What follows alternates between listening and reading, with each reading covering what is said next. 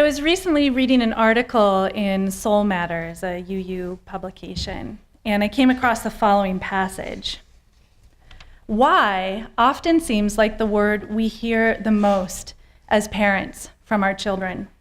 Why is the sky blue? Why do I have to make my bed? Why do birds sing? Well, today we're inviting you to consider the gift of a curious why. Asking why invites conversation. Asking why invites investigation and learning. Asking why is a sign of caring. I really love that statement. Asking why is a sign of caring. Today we've been exploring the role of curiosity in our lives, and I want to turn now to that connection between curiosity and care, between curiosity and love. Now, I ran across the idea of curiosity as a caring response to conflict several years ago while reading through work from the Gottman Institute, the leading researchers on relationship health. And we'll talk about them a little bit later.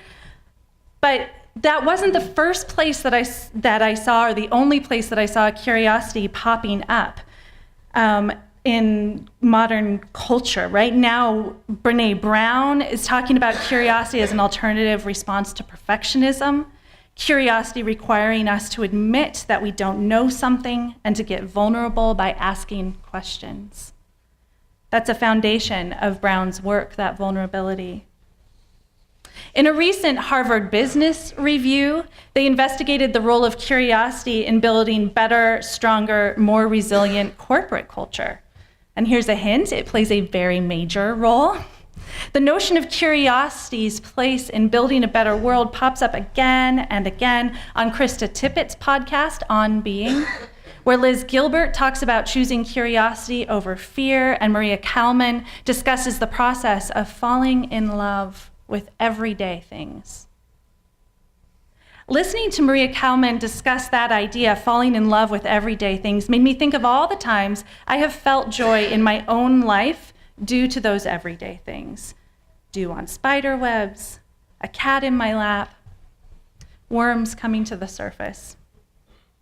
And then, of course, it made me think of all the ways I've neglected over the years to pay attention to the world around me, because I've been running on autopilot, just trying to get to the next thing. Pick up the kids, get the groceries, get to work on time.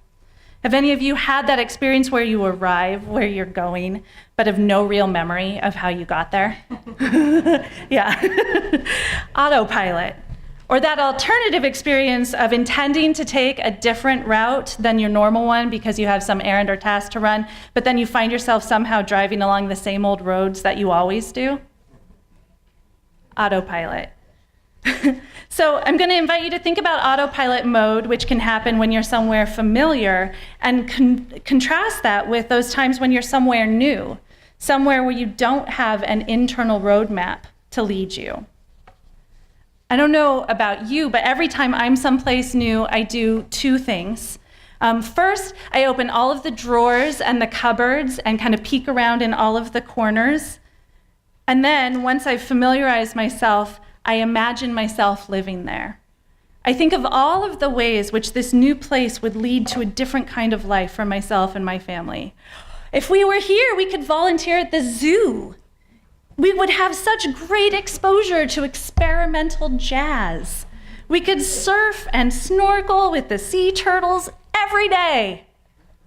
We could get really good at shoveling snow. This autopilot that we find ourselves relying upon in any number of given everyday situations, it's a natural phenomenon, and it's there to help us conserve energy. It allows us to transfer short-term learning into our long-term memory banks and frees up mental space for new information to come in. So it does take some purposeful application of curiosity to disrupt that process. It means making a choice to get curious. When we do make that choice, we can fall in love with our particular everyday things. So how do we do that? I want to share an example of how one might go about this from an art class that I took years ago. It's a common exercise that illustrates this point. And the teacher will bring in a bowl of lemons. And as the students, you see the bowl of lemons and you think, oh, a bowl of lemons. Okay, we're going to do a still life. And you get your colors out or your pencil out ready to draw. And then the teacher, instead of saying, draw a bowl of lemons, says, okay, go pick a lemon out of the bowl. Okay? So every person goes and finds a lemon. And then you're instructed to look very closely at your particular lemon. You're instructed actually to look at that lemon for way longer than you're going to draw it. And so you spend time noticing and the divots, the particularities of your lemon. You would think that, all lemons look alike. How many lemons have I seen in my lifetime, right? But they don't. And in fact, when you pile those lemons back in the bowl and mix them around and then are instructed to find your lemon, it's really easy to do. The hardest thing about this whole exercise is actually leaving your lemon behind at the end of class. So the basis of learning to see and looking closely, it has its root in tapping into our curiosity. And that curiosity leads us to feel care and deep connection. It means that we admit that we don't know something. A lemon is a lemon, not so much. It means that we admit we don't know something, but that we want to. It allows us to ask why. It teaches us to see more clearly. So I've shared with you guys from the pulpit before that in my adult life, I've developed a very small but helpful meditation practice. And through that practice, I've learned to apply that curiosity to myself, my impulses, my idiosyncrasies, in ways that I was completely blind to before. In Buddhism, they talk about that approach to meditation as being shoshin, or beginner's mind. It means having an attitude of openness and eagerness and a lack of preconception when studying a subject, any subject, even when you're at a very advanced level, just as a beginner would. Essentially, having a beginner's mind and approaching ourselves with open curiosity, as opposed to judgment or preconception or a sense of, I know the answer, I know what a lemon looks like, I know who I am and why I do what I do. It leaves us open to noticing ourselves deeply, which actually ends up leading to falling a little bit in love with ourselves as we move toward acceptance, imperfections, idiosyncrasies, and all. It's that very uniqueness, our quirks, that make us infinitely interesting and ultimately knowable to one another and to ourselves. It's what makes us lovable. So why is it then that our idiosyncrasies and our imperfections, which I just said make us lovable, can sometimes be the things that drive us the most crazy about ourselves and about each other? So Gottman, who I mentioned at the beginning, Gottman tells us that when we fall into habits in our relationships, when we begin to run on autopilot, we can lose our curiosity about the other person. And that's when things like criticism and defensiveness, contempt, stonewalling, when those things begin to creep in. The same mechanisms that allow us to fall in love with a person or a place or an idea can, if we're not careful, eventually lead to a kind of routinization of our approach, making mental shortcuts to conserve our energy. In her book, Rising Strong, Brené Brown writes, "Curiosity is a shit starter."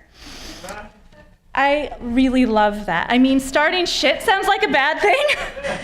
And here I've been talking about curiosity as the basis of love, but in actuality, it opens things up for deeper examination. It allows some light in. I think what she's saying is that getting curious and starting shit ultimately means unearthing and upending certain agreed upon shortcuts. When the shortcut is no longer getting you to your desired destination, why keep using it? Isn't it time to move into new, uncharted territory? Brown writes, "In navigation, dead reckoning is how you calculate your location. It involves knowing where you've been and how you got there. Speed, route, wind conditions. It's the same with life. We can't chart a new course until we find out where we are, how we came to that point, and where we want to go. Reckon comes from the Old English, resenian, meaning to narrate. When you reckon with emotion, you can change a narrative. You have to acknowledge your feelings and get curious about the story behind them. Then you can challenge those confabulations and get to the truth. She recommends a very practical approach for the next time we find ourselves in a moment where we look up and wonder, how did we get here? She suggests sharing what's going on internally by starting with the phrase, the story I'm telling myself. The story I'm telling myself is that you're no longer interested in me. The story I'm telling myself is that we've changed so much, we don't have anything in common anymore. The story I'm telling myself is fill in the blank. By taking responsibility for our own interpretation of events, the shortcuts that we apply to our intimate emotional exchanges, we invite ourselves and others to enter into new, uncharted territory.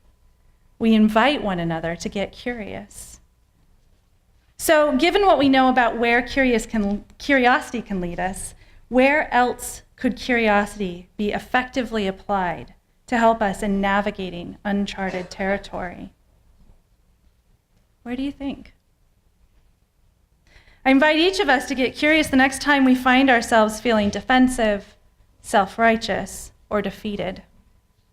It turns out that if we apply a little bit of curiosity and begin to look a little more closely, if we own our stories and honestly share them, if we take steps in a new direction and begin to ask why, we can fall in love with everyday things, ourselves, one another, and the world.